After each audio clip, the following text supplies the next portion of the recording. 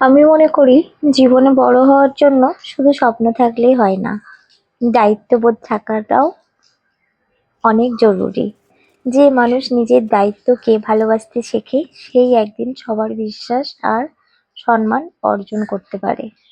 দায়িত্ব কখনো বোঝা নয়, এটা আমাদের চরিত্রের পরিচয়।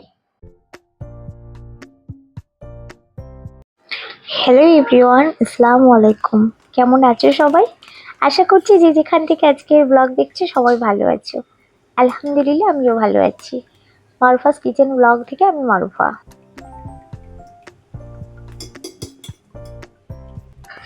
আজকের ব্লগে আছে সকালের চা, নরম ইডলি বানানো আর হালকা রান্না বান্না।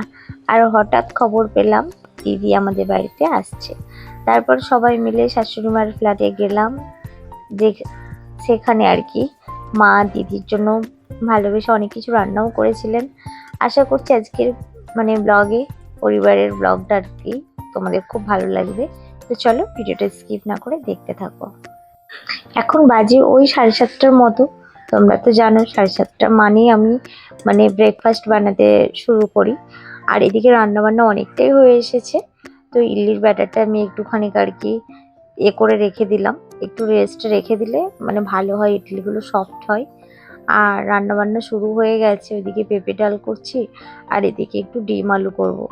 আর এটা ছিল শনিবারের ভিডিও বন্ধুরা। শনিবার মানেই তো বাড়িতে সেরকম কিছু থাকে না, সমস্ত কিছু আর কি শেষের পথে হয়ে যায়। আর কেন জানি না আমার দিদিদের আসার সময় শনিবারই হয়ে ওঠে। আগে আরেকটা দিদি এসেছিল, সেও শনিবার। আর এটা আজকে আসবে আমার বড়দি, উনিও ফোন করলেন 11টার সময় করে শনিবারে। কারণ দিদি ডক্টর দেখাতে গিয়েছিল, ওখান থেকে আমার বাড়ি থেকে একটু ঘুরে যাবে তাই ফোন করেছিল। আর কি বলতো, শনিবার একটুখানি বাড়িতে নিরামিষ হয় আমার বেশি। আজকে কেন জানি না মনে হলো একটু ডিম আলু রান্না করি, তাই একটু ডিম আলু রান্না করছি। আর এদিকে দেখো ইডলির ব্যাটারটা অনেকক্ষণ রেখে দিয়েছিলাম, প্রায় 1-1.5 ঘন্টার মতো। তো সেটাকেই আমি এখন স্টিম করতে দেব। তো স্ট্যান্ডে দিয়ে দিচ্ছি। তো চলো ইডলিগুলো সুন্দর করে বানিয়ে নিই। আজকে ব্রেকফাস্টে এটাই থাকছে।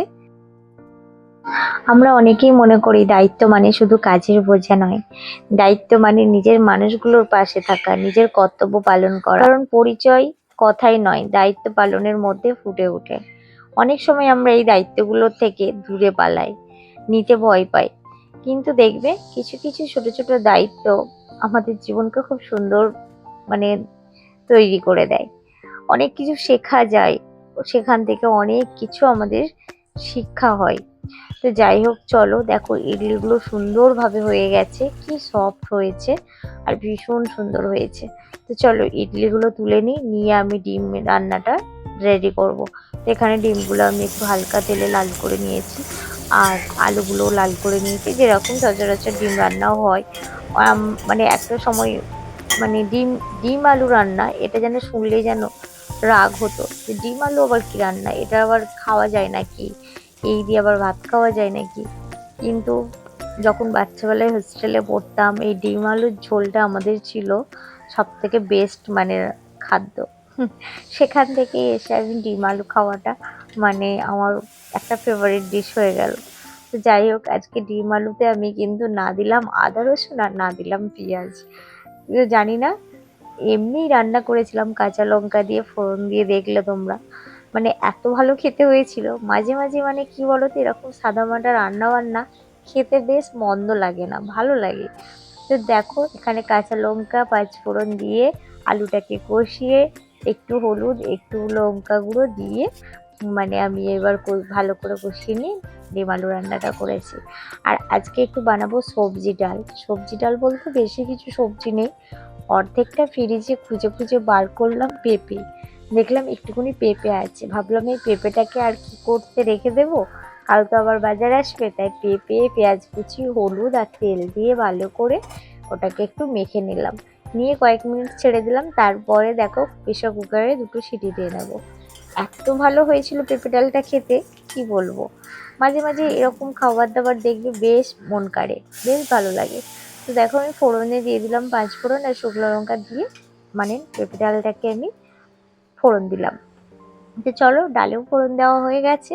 আর যেমন মানে দেখতে লাগছে লোভনীয়, খেতেও কিন্তু বেশ ভালো হয়েছিল। তো দেখো ডাল রান্না হয়ে গেছে, এবার সমস্ত আমার রান্নাবান্না কমপ্লিট, ওদিকে ব্রেকফাস্টও হয়ে গেছে। তো সিমরার বাবাকে আমি খাবার দাবার তো দেবো, কিন্তু একটু হাতে সময় আছে, তাই ভাবলাম এগুলো একটু ঝটপট মেজে ধুয়ে নিই। যতটা কাজ আর কি সকালে গুছিয়ে নিতে পারি ততটাই আর কি নিজের মানে মনে হয় যেন একটু হালকা। আর নইলে মানে নিজে মনে হয় একটু ব্রেনটা হালকা আছে, আর না হলে সব কিছু পড়ে থাকলে না মাথা আর কাজ করে না।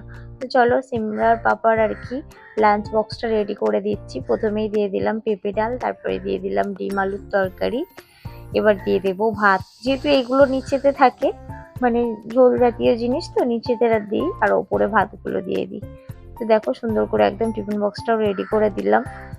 চলো টিফিন বক্স রেডি হয়ে গেল। অনেককে দেখেছি জানো তো, অনেককে আমার এই ছোট্ট জীবনটাতে আমি অনেককে দেখে মানে তারা যেটা ভাবে যে দায়িত্ব মানে কাঁধে চাপিয়ে দেওয়া একটা বোঝা। অনেক সময় এটি এমন একটি নীরব প্রতিশ্রুতি যা কাউকে না বলেও একজন মানুষ প্রতিদিন পালন করে। যে সন্তান বাবা মায়ের মুখের ক্লান্তি পড়তে শেখে, সে বন্ধু প্রয়োজনে পাশে দাঁড়ায়। যে নিজের ভুলের দায় অন্যের ওপর চাপায় না, তার পরিচয় পদবি দিয়ে নয়, দায়িত্ববোধ দিয়ে গড়ে ওঠে।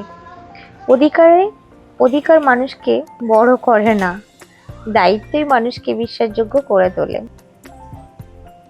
যাই হোক, এখন আমি মায়ের মানে ফ্ল্যাটে চলে এসেছি, আমার শাশুড়ি মার ফ্ল্যাটে। তো উনি এসব রান্নাবান্নাগুলো করেছেন, আর আমি আসার পরে দুটো রান্না হয়েছে, বাকি মা কিছুটা রান্না মানে করে রেখেছিলেন। আমি এসে তাড়াতাড়ি করে একটু জোগাড় করে দিই, আরও তাড়াতাড়ি রান্নাবান্নাগুলো হয়ে গেছে। তো চলো দিদিরা এসে গেছে, আর এখানে একটু রায়তা করেছিলাম। তো দিদিরা আসলো, খাওয়া দাওয়া করলো, ওরা অনেক লেট করে ফেলেছিল, 4টে বেজে গিয়েছিল আসতে। তো এখন ওরা বাড়ি যাচ্ছে, এখন বাজে 7:30। তো 7:30 বাজে এখন বাড়ি যাচ্ছে। আর এই সময়টা আর কি মানে ছাড়তাম না, কিন্তু কিছু করার নেই, ওনার বাড়িতে যেতে হবে, উনি কোনো মেডিসিন আনেনি। তো যাই হোক, চলো আজকের ব্লগটা কেমন লাগলো অবশ্যই জানিও, আর কথার মধ্যে কোনো ভুল ভ্রান্তি থাকলে প্লিজ ক্ষমা করে দিও। আল্লাহ হাফিজ। আসসালামু আলাইকুম ওয়া রাহমাতুল্লাহি ওয়া বারাকাতুহু।